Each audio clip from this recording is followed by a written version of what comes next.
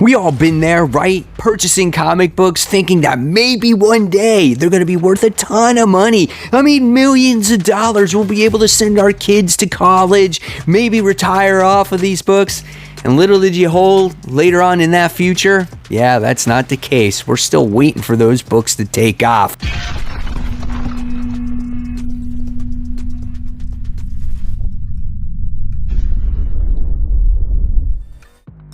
Hey, all my weapons out there, welcome back to Comic Book Corner 2.0. And fans, I am your host, Mike Spider Slayer, always helping you make decisions of what comic books to buy. And today, guys, we're going to have another fun video. First, we talked about comic books that I actually wanted since I was 14 years old. Then we talked about comic books that I regretted not buying. This week, we're going to be talking about comic books that I thought that were going to be worth a ton of money and they're just not worth anything today. So this one is going to be fun because I'm sure we've all been there, right? You know, as much as we love our stories and we love reading them and we enjoy these heroes, the bonus part of this is that these books are collectibles and you're thinking, well, maybe one day this book is going to take off and it's going to be worth something, especially when you're younger, right? And especially the time of the 90s. If you're my age, you're going to see a lot of books from this time period. But in this time period, I was like anywhere between 15 and 17 years old when a lot of these books I bought, and thinking, man, I'm gonna spend $5 or $3 or $2 on this book and it's gonna be worth a ton of money, right? So we're gonna go down this list. Hopefully you guys will have a lot of fun with it, and you probably have a lot of these books today. So let's go down memory lane, shall we? All right, so the first book that we're going to be talking about, and I don't know if this book was necessarily always going to be worth a lot of money in my head, but I always loved this series, and this book is Silver Surfer issue 50, the embossed silver foil cover. Now, this book, at the time, I saw this cover and I was like, whoa, man, I'm like, 50th issue, spectacular. I'm like, this book is awesome. It's got Thanos on the cover, you know, and it's just this cool looking cover. It's definitely going to be worth something, right? And of course I bought it because I was in love with this series at the time. It was a well-written series. They're actually coming back with a mini-series with the same creative team, which is coming out. I'm so excited for that. But I thought this book was going to be worth at least something, and it ain't really worth anything. But still, cool book to have in your collection for nostalgic reasons. All right. So the next thing that we're going to be talking about today, it's not one, it's not two, it's not three, but it's 4 of these books. And this one is Spider-Man, the hologram covers. All of them, right? This was the Amazing Spider-Man, the Web of Spider-Man, the Spider-Man and Spectacular Spider-Man hologram books. These books at the time, I saw them on the shelf when I was a kid, and I'm like, oh my God, this is the 30th anniversary of Amazing Spider-Man. I definitely got to get all of these. They're going to be worth a ton. You never see covers with holograms on them. And of course, it's a gimmick, right? But at that time, you're just like, oh, these are awesome, right? And the only one that has any, I feel, significant value, it's not even significant, some value to it, is the Amazing Spider-Man one itself. I think maybe that one could be like $30 or $50. I don't even know. But nevertheless, if you have these books, you know what I'm talking about. Everyone wanted to get all the hologram covers. They're just pretty cool to have, right? But not really worth anything. All right, so the next one we're talking about, this goes to the Incredible Hulk, and this goes to 2 separate Incredible Hulk books. I remember seeing this. The Incredible Hulk issue 393. This was the foil cover and pays homage to Incredible Hulk issue 1, right? And that's celebrating 30 years of the Incredible Hulk. So you can see kind of the theme here. All these books were celebrating anniversaries at the time, right? And this cover was pretty neat, as it had that foil cover, pays homage, nice artwork to it. And then we got this issue 377, which is also a like neon green, like pink logo on it, and I think like Hulk was gray or turning back to gray at that time. I'm not 100% sure, but when I saw this and it was like a new status quo of the Incredible Hulk, it was like, oh man, look at that cover. And I will be the first one to admit to you guys that I have a lot of the times bought comic books just for pure cover art alone. And it's part of the reason why I do my series top 10 comic book covers of the week, because I love cover art. I mean, it is part of the hobby. You love the artistic side of things, and that cover art is absolutely gorgeous. And I saw this and I was like, man, I gotta buy it. So both of these, but neither of these books are not worth that much. I know there's some like rare printings or rare variant covers of the Incredible Hulk issue 377 book, but when you're looking at that main book itself, not worth that much, right? Still a cool book to have. All right. So you're going to see a few of these books from Image here on this list of comics. And the next one that we're talking about is Spawn issue 1. Come on, guys. How many of you out there went out to the shop when Image first launched, Todd McFarlane, and you wound up getting Spawn issue 1, right? Still, this comic now, since Todd's like career has grown and has gotten better, and Spawn comic has actually gained traction once again, where it's a lot more popular, I feel like this comic has gotten a little bit more popular for demand. However, with no new movie yet, and being that the print count is so high on this book that it's never going to be worth that amount of money that you thought maybe it was once going to be back in the day, right? I mean, but you can't help it, right? You had to go out there and buy that Spawn issue 1 with Todd McFarlane's gorgeous artwork. So, of course, we all have it, but it's not worth what you thought it was going to be, right?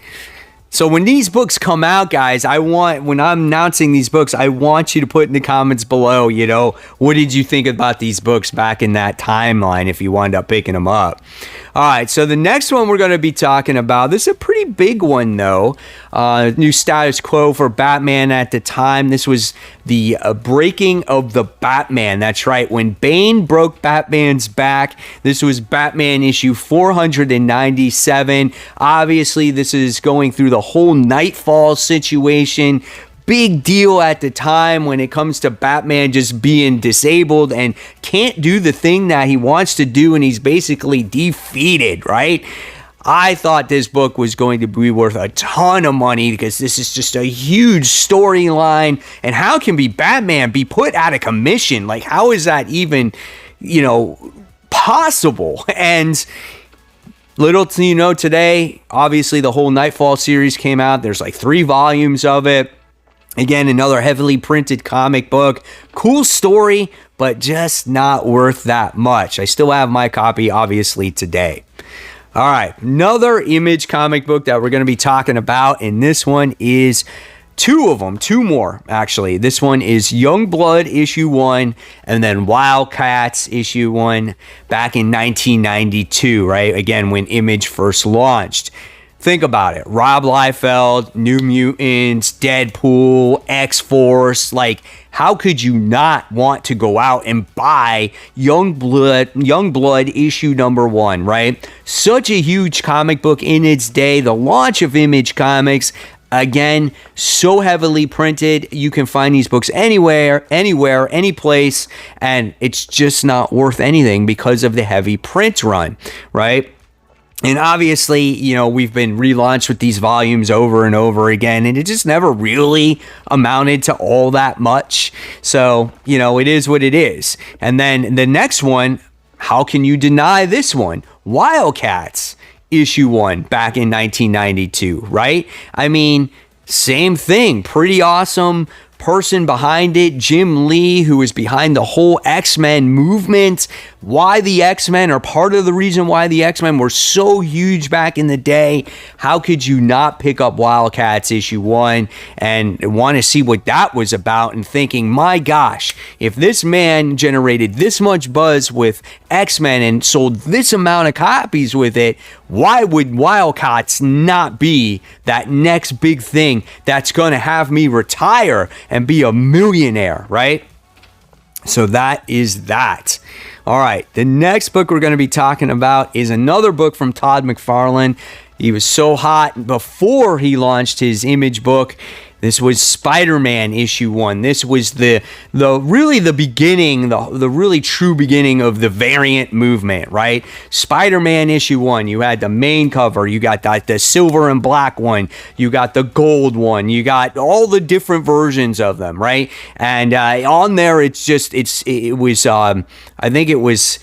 Wasn't it in a poly bag? And it's just like first collector's item, first number 1 issue. I mean, it screams to you. It screams to you, buy me. I'm going to be worth a ton of freaking money and you're going to be rich in the day, right? Same thing. This book sold a ton of copies. However, no matter what you say about it, and even though it's not worth a ton of money, the main cover at least, right? It's a badass cover. It's so well drawn. It's iconic. It's nostalgic. It holds up to today's art standard, right? It's so good. So even though it's not worth that much money, you gotta love it. And hey, at least you got it in your collection, right? All right, the next one is Rob Liefeld's, of course, X-Force issue 1. The man that created Cable. The man that created Deadpool. That was the book that's worth a ton of money. But when X-Force 1 came out, holy crap, here we go again, guys. First issue collector's item. Free official Marvel superhero trading card enclosed. Available with this collector's edition. Holy crap, what card am I gonna get? Because there was multiple characters you can get in there, right? I think it was Cable, Domino, Deadpool, Shatterstar, Wolfsbane. Like, you could get any of them. And I feel like the only one that has the value today is obviously the Deadpool one, right? Who knows? But you know what? It was fun with all these people buying all these comic books. The hype around it was exhilarating. You had to go to the shop. You had to buy this before it could possibly sell out. And now today, you still see these X-Force number 1s in dollar bins, polybagged, closed, worth $2. It is hilarious. All right. Next, we move on to the next variant cover madness here, and this goes to Jim Lee's X-Men issue 1, obviously the largest or highest selling comic book ever when it came to the X-Men. Again, the mutants were on fire. There was like 4 different variants for this bad boy. I have all of them.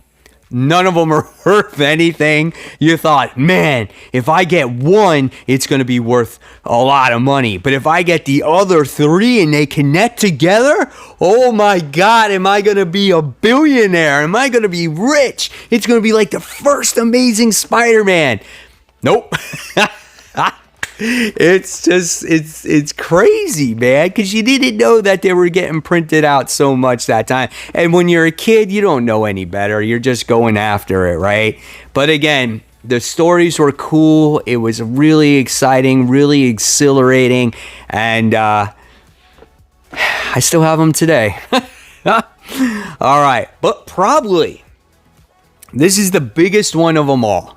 The biggest one of them all, I think, out of all the books that I've mentioned today. I could be wrong, but this one is the one that I think got probably the biggest hype, because at the time this really wasn't done, and this was The Death of Superman issue 75. Think about that. This is the death of the most major comic book hero in the world, Superman. How could he die? How is that even possible? Came polybagged in that black bag with the S shield just dripping in blood. How could he die? How is that possible? The lines at the comic shops were endless. Who would be able, you got to wait. What happens if I don't get my copy? But if I do get it, this is going to be worth forever because Superman is dead. And little did we know that this was the beginning of when superheroes would constantly die and come back to life. It's a thing that we see over and over and over again, and we've basically have come desensitized to it, and it just doesn't mean anything anymore. And being that this book was also heavily printed on, or the print run was high, this book is not worth hardly anything. I think maybe the Doomsday first appearance might be worth more than this particular comic book. I could be wrong. So there you guys have it. There are the books that are all in my collection that I thought when I was much younger, obviously, were going to be worth a ton of money. Now, I'll give you one more book that is a lot more modern that I thought had some strong potential, but has not made it to that next level yet.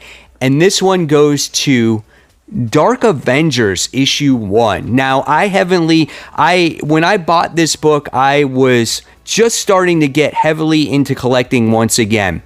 And I saw this issue 1. I'm like, this has potential. I'm like, Osborn, the next Iron Man in this dark version of this team.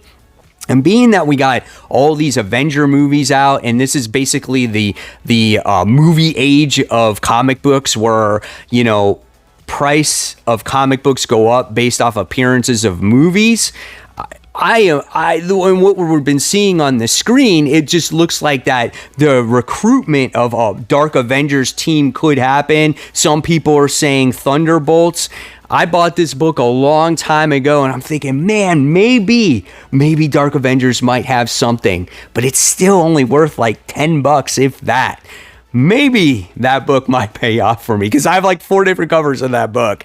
But anyway, there you guys have it. There is the true books that I thought that were going to be worth a ton of money. If any of these in your collection, which I sure they are, let me know in the comments below, and the stories you have also in the comments below. Hopefully you enjoyed this video. I loved bringing it to you. And of course, guys, if you like it, please give it a thumbs up, subscribe. Don't forget to hit the bell. And if you like the other content, I'll leave it for you right here to click on. And until next time, guys, keep buying, keep collecting, and most importantly, keep reading those comic books. Take care, guys. See you soon. Bye.